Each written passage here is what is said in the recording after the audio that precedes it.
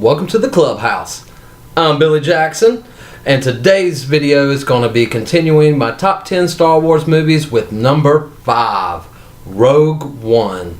I really enjoyed this film. It was different.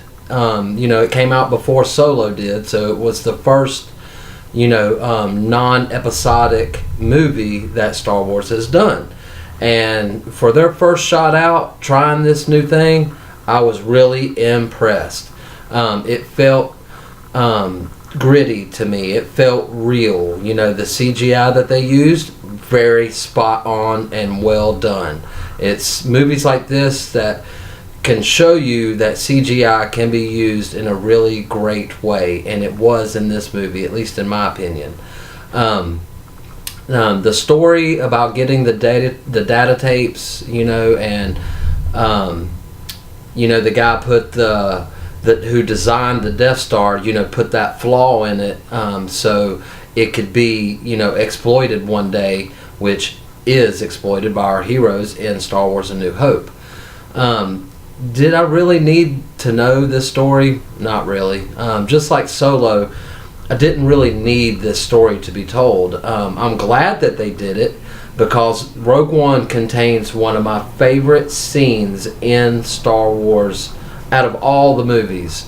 One of my favorite scenes, not the favorite scene, and I'll get to my favorite scene when I do my number 1, but one of the top 5 my favorite scenes in Star Wars is at the end of Rogue One, when Darth Vader makes not his first appearance in the movie, but when they're getting the tapes onto that the Corvette, which is the type of ship that they're loading the plans onto, and you see down the hallway, they're scrambling in that hallway, and they're trying to get the tapes out, and Darth Vader ignites in the darkness, ignites his red lightsaber, and then they start blasting them with their blasters, and he's just blocking each one, and then he pulls that one guy and puts him on the roof, then walks by him and then slashes him in half. Friggin' brilliant. I mean, one of my favorite scenes in Star Wars. I might even say top 3. And it's only like 10 seconds long, and that's all you need to pull me in, to make me go, dang, this movie was awesome. That last 10 seconds made the whole movie for me. And there were other great things about the movie. I love the whole, there was a speculation going on that the band of Rogue One rebels were actually the Knights of Ren. And when that first came out, that speculation, I was thinking, do I want that? No. So I'm glad that they did not make those people the Knights of Ren. I love that each person died in their own way. I liked how the one guy, gosh, I'm forgetting his name. What is the actor's name? He plays Ip Man. I can't believe I can't think of his name right now. But, the guy that's in tune with the Force, he's not a Force user, but he knows of the Force. He feels the Force, and he feels that the Force can help him.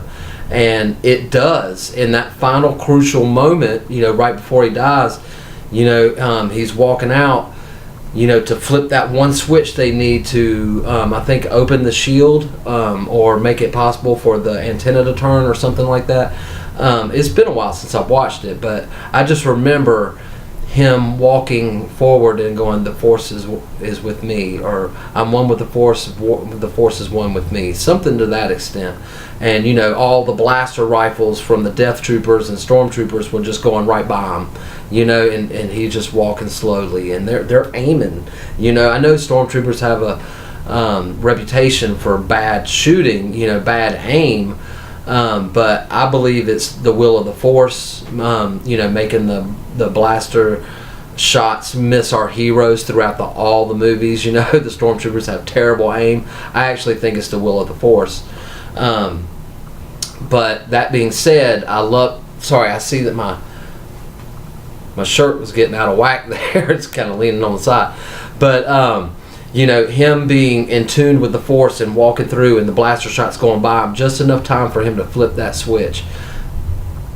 Brilliant. I mean, it's just great Star Wars. This is Star Wars, and we don't always need lightsaber battles, Jedi, and Sith, and we don't always need Darth Vader, even though I'm glad he was in this movie.